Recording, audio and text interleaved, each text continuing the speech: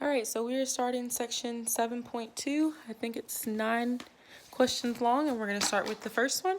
The first thing that you need to know is this little box right here. It's going to be in this form. We have an integral where we have sine and cosine being multiplied together, and it can be raised to any power. And this little box right here is what we're going to use to solve the problems. So essentially, if you have odd power, sine and cosine, you'll use this information. If you have even, you'll use this information down here, okay? And if one of them doesn't work, then you could move to something else and try it, okay? So, for example 1, we have this integral. We have sine of raised to the 7th and cosine raised to the 5th. So what you could do first is say, okay, we have this sine and it's odd, so we'll use this top one, okay?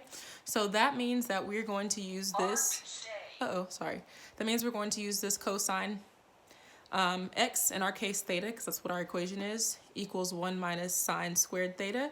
And we're also going to use sine is equal to u is equal to sine theta, okay? So if we have u, we need to find du.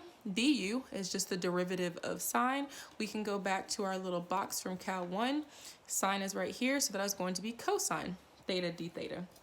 Okay, so our goal is this purple thing. So we need to rewrite our original equation to where this purple thing shows up and this cosine squared shows up.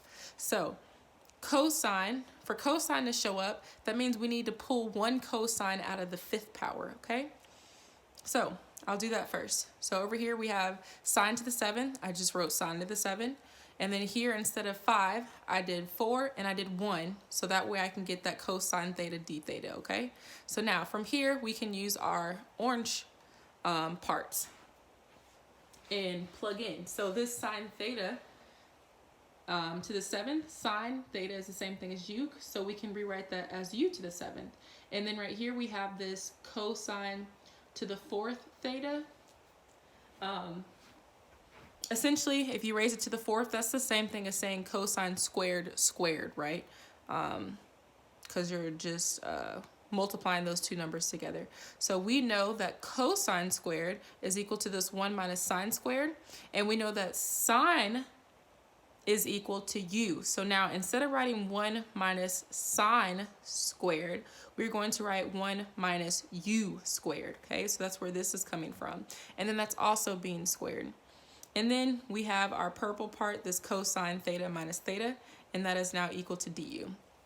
And remember, whenever you change things in terms of something else, you have to change the interval. So we take those intervals and we plug it into our u here, and we get our new interval. So our interval now is from 0 to 1. So that's where this 0 and 1 came from, okay?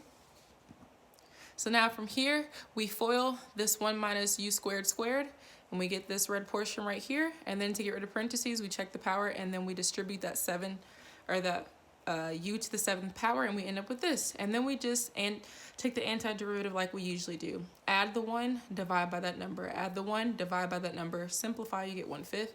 Add the 1, divide by that number, and then evaluate it from 1 to 0. When you're evaluating, you always start from the top and subtract it from the bottom. Whenever you subtract, you should always use brackets. And then at the end, you should get 1 over 120.